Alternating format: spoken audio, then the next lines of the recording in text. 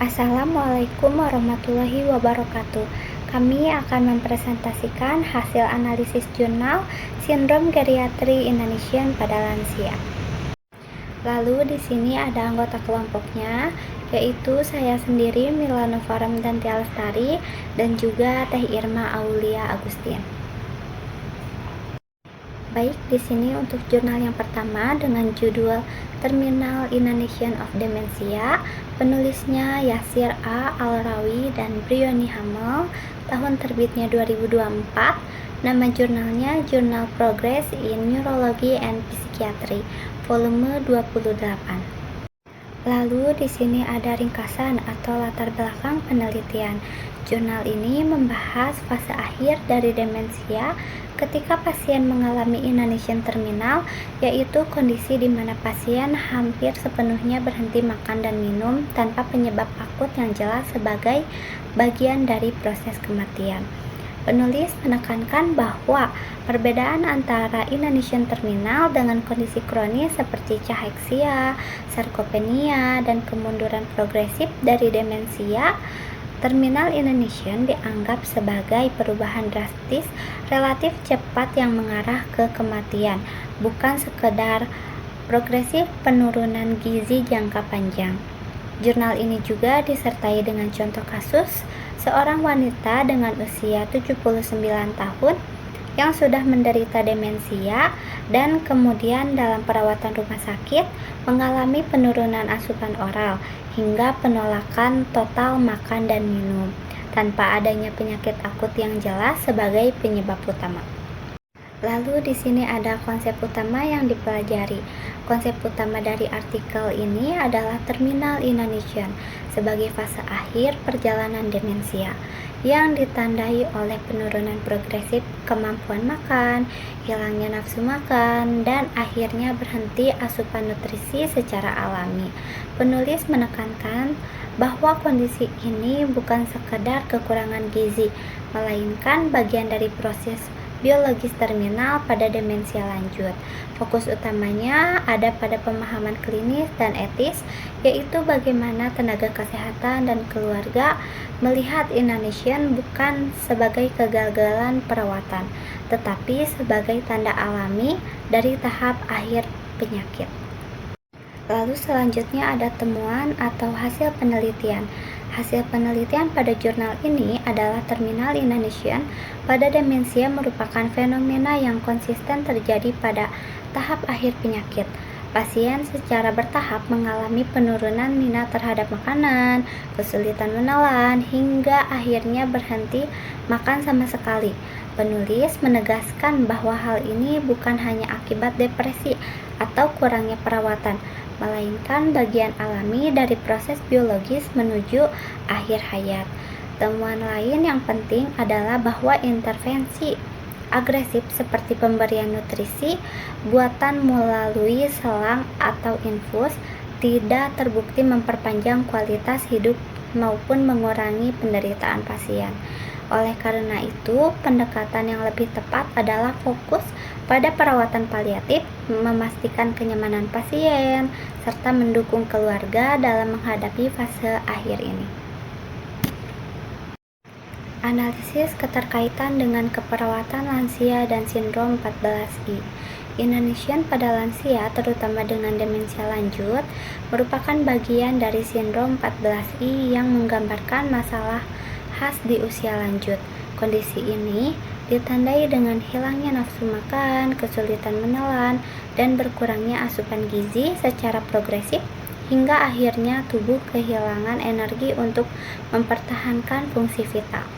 Permasalahan yang muncul yang pertama itu penurunan nafsu makan dan kesulitan menelan sehingga kebutuhan nutrisi tidak terpenuhi. Yang kedua, kondisi fisik semakin lemah, rentan infeksi, dehidrasi, dan cepat masuk ke fase terminal. Yang ketiga, timbul kecemasan, rasa bersalah, dan konflik dalam keluarga terkait pemberian nutrisi buatan. Yang keempat, beban psikologis pada pasien dan keluarga karena merasa perawatan kurang optimal. Lalu di sini ada solusi pemecahannya. Yang pertama itu memberikan makanan dengan bentuk dan porsi yang sesuai. Misalnya kita bisa memberikan dengan tekstur yang lembut, lalu porsi kecil tetapi sering. Yang kedua itu menjaga kenyamanan pasien melalui perawatan mulut, menjaga kelembapan bibir, dan memberikan cairan sedikit tetapi teratur. Yang ketiga itu mengalihkan fokus ke perawatan paliatif bila pasien berada pada fase terminal dengan menekankan kualitas hidup daripada terapi agresif. Yang keempat itu memberikan edukasi dan dukungan emosional pada keluarga agar memahami bahwa inanition adalah bagian alami dari perjalanan penyakit demensia lanjut. Lalu di sini ada bagian yang menarik dari jurnal ini adalah penjelasan bahwa inanition pada demensia lanjut bukanlah bentuk kelalaian atau kegagalan dalam memberikan perawatan, tetapi merupakan proses alami yang terjadi di tahap akhir penyakit. Di sini juga penulis menekankan bahwa pemberian nutrisi buatan seperti selang makan atau infus tidak selalu memberikan manfaat, bahkan seringkali tidak memperbaiki kualitas hidup pasien. Hal ini penting karena membantu tenaga kesehatan dan keluarga untuk melihat kondisi pasien secara lebih realistis, sehingga fokus perawatan dapat diarahkan pada kenyamanan dan pendampingan. Perspektif ini memberikan pemahaman bahwa tujuan utama perawatan bukan hanya untuk memperpanjang kualitas hidup, tetapi untuk menjaga kualitas hidup di masa-masa terakhir pasien.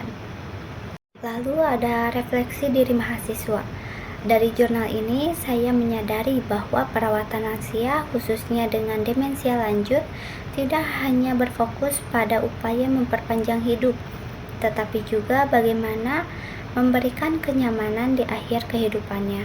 Sebelum membaca jurnal ini, saya berpikir bahwa ketika pasien tidak nafsu makan, solusinya adalah dengan memberikan nutrisi buatan. Namun, ternyata pemberian nutrisi buatan tidak selalu memberikan manfaat dan justru bisa menambah beban bagi pasien. Judul Nutrition and Hydration for People Living with Dementia Near the End of Life, a Qualitative System Review. Penulis Helena Barado, Martin Joan Heather, Karen J. More, Elizabeth L. Samson, Greta Wright, Jill Mator, Elizabeth Smith, Razi Nair, Nathan. Tahun terbit 2021.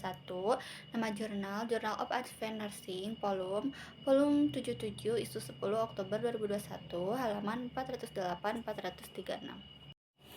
Penelitian ini dilatar belakangi oleh kondisi pasien demensia pada fase akhir kehidupan yang sering mengalami gangguan makan dan minum, baik karena kesulitan menelan atau dispeksia, apatis maupun penolakan akan. Situasi ini menimbulkan dilema etis dan emosional baik bagi keluarga maupun tenaga kesehatan, terutama terkait keputusan pemberian nutrisi dan hidrasi buatan atau artificial nutrition and hydration.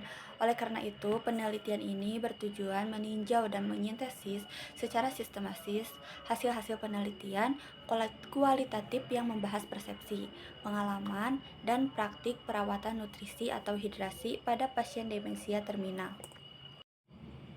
Konsep utama dalam artikel ini adalah pemahaman tentang bagaimana keluarga, tenaga kesehatan, dan pasien jika memungkinkan memandang serta mengambil keputusan terkait nutrisi dan hidrasi pada akhir kehidupan.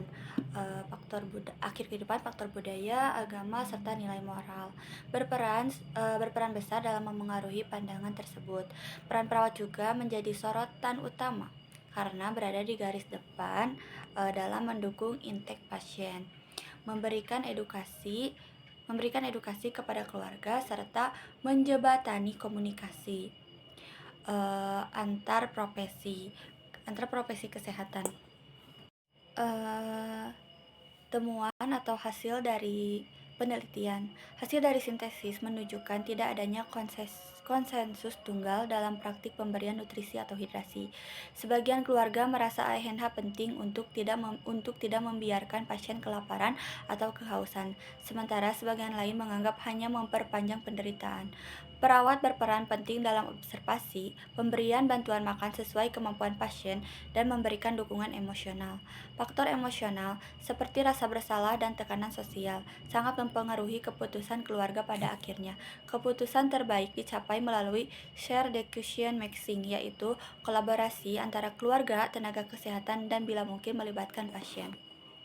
Analisis keterkaitan dengan keperawatan dan sindrom 14I. Hasil penelitian ini erat kaitannya dengan praktik keperawatan gerotik dalam 14 kebutuhan dasar Virginia Henderson. Aspek makan dan minum menjadi fokus utama. Pasien demensia terminal tidak mampu memenuhi kebutuhan ini secara mandiri, sehingga perawat berperan sebagai fasilitator. Selain itu, aspek komunikasi, interaksi sosial, kebutuhan spiritual, serta keselamatan pasien juga sangat relevan.